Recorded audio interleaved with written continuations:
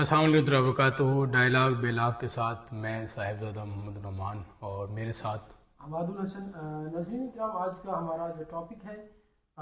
سیدنا صدیق اکبر، خلیفہ اول،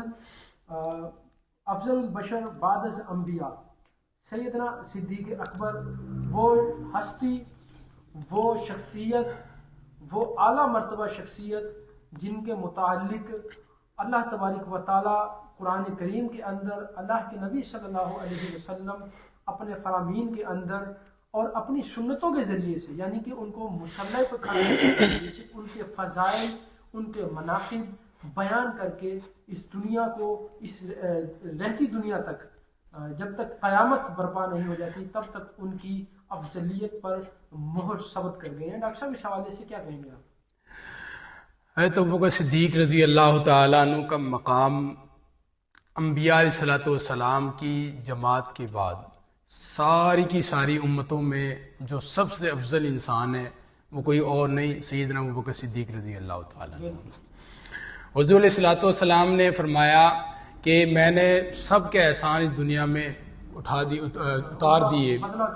چکا دیا، لیکن سیدنا ابوبکر صدیق رضی اللہ تعالیٰ عنہ وہ شخصیتیں ہیں کہ جن کے احسان اب بھی حضور علیہ السلام پہ بقایا ہے، اسلام پہ بھی بقایا ہے۔ حضرت ابوبکر صدیق رضی اللہ تعالیٰ عنہ وہ ہستی ہیں کہ روزے دار ہے، اس کے لیے جنت کا دروازہ ریان اس کو بلائے گا کہ بھئی تو نے روزے رکھے تو آج اس میں سے داخل ہوگا۔ اسی طرح جنت کا دروازہ جو جہاد لڑنے والے مسلمان ہیں ان کو جو ہے باب جہاد جو ہے وہ ان کو بلائے گا، لیکن حضور علیہ السلام نے فرمایا کہ جنت کے سارے دروازے جس کو بلائیں گے، پکاریں گے، وہ کوئی اور نہیں، سیدنا ابوبکر صدیق رضی اللہ تعالیٰ۔ اور فرمایا، ایک روایت میں آتا ہے کہ جنت کے سارے بالا کھانے والے، ٹھیک ہے، سارے جنتی جس بندے کو بلائیں گے، ٹھیک ہے، پکاریں گے، وہ کوئی اور نہیں، سیدنا ابوبکر صدیق رضی اللہ تعالیٰ۔ یعنی کہ اتنا مقام اور مرتبہ۔ اور پھر ڈاکٹر صاحب دیکھیں نا کہ ایک جانب تو اللہ کے نبی صلی اللہ علیہ وسلم ان کے اتنے فضائل بیان فرما رہے ہیں، جس طرح سے آپ نے بات کی کہ جنت کے سارے دروازے ان کو بلائیں گے، وہ واحد ہستی ہیں جن کو سارے دروازے ان کو بلائیں گے کہ اس دروازے سے، یعنی کہ وہ اپنے لیے سعادت سمجھیں گے دروازے کہ یہاں سے سیدنا صدیق اکبر گزر جائیں۔ بالکل ایسے ہی۔ اور پھر اس کے ساتھ ساتھ دیکھیں رہتی دنیا تک اللہ کے نبی صلی اللہ علیہ وسلم کے پہلو میں آرام فرما ہے، روضہ اطہر کے اندر جو کہ جنت سے بھی اعلیٰ ہے، وہاں پر آرام فرمائے، تو اس سے بڑا مقام، ان کی فضیلت، ان کا مرتبہ کیا ہو سکتا ہے؟ حضرت ابوبکر صدیق رضی اللہ تعالیٰ عنہ کی افضلیت کا اندازہ آپ اس سے لگا لیں، جہاں پہ ابوبکر کا نام آ جاتا ہے وہاں پہ اول آ جاتا ہے۔ حضرت ابوبکر صدیق رضی اللہ تعالیٰ عنہ نے وہ انسان ہے کہ جنہوں نے سب سے پہلے اسلام کو خطبہ دیا، اسلام کی خاطر سب سے پہلی مار انہوں نے کھائی، وہ بے ہوش کر دیے گئے،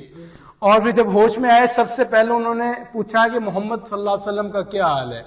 فرمایا کہ جب تک ان سے نہیں مل لوں گا جب تک میں کھانا بھی نہیں کھاؤں گا۔ اور وہ عظیم انسان ہے کہ سب سے پہلے جنت میں وہ جائیں گے، امت محمدیہ میں وہ عظیم انسان ہے کہ سب سے اول جنہوں نے کلمہ پڑھا وہ ابوبکر صدیق ہیں، اور سب سے اول جو ہے خلافت کی اینٹ جنہوں نے رکھی وہ حضرت ابوبکر صدیق ہیں۔ اور اس کے علاوہ ڈاکٹر صاحب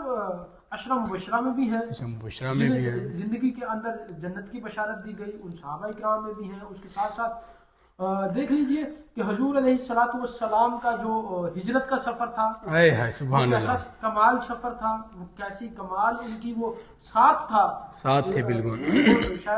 یار غار و مزار، یار غار و مزار، ایسے یعنی کہ غار کے اندر بھی ساری دنیا سے خطرہ ہے، لیکن صدیق اکبر کا وہ گھرانہ اور وہ ذات اور وہ شخصیت جن سے اللہ کے نبی صلی اللہ علیہ وسلم۔ حماد بھائی،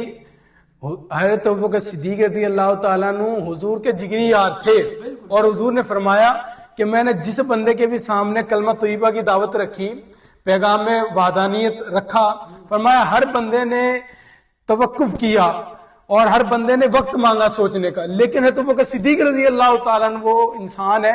کہ جنہوں نے وقت نہیں مانگا، فوراً اسلام قبول کر لیا۔ اسی طرح معراج کا واقعہ، معراج کا واقعہ، معراج کے واقعے میں سیدنا صدیق اکبر، جب صدیق اکبر کا ان کو لقب عطا کیا، ہاں بالکل، وہ بھی اسی طرح سے ان سے پوچھا گیا کہ بھائی ایک رات میں انسان بیت المقدس سے اور جہاں تک کا 7 آسمانوں سے میری سفر کر سکتا ہے؟ انہوں نے کہا نہیں کر سکتا۔ ہاں، اور اللہ سے بھی ملاقات کر لی، تو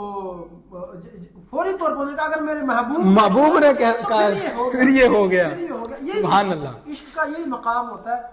تو ایسے جگری یار تھے کہ پوری زندگی حضور کے ساتھ رہے, اور اس دنیا میں جانے کے بعد جو ہے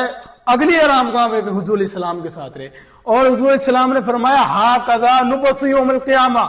فرمایا جیسے اس دنیا میں ساتھ رہے, مزار میں ساتھ رہے, قیامت کے دن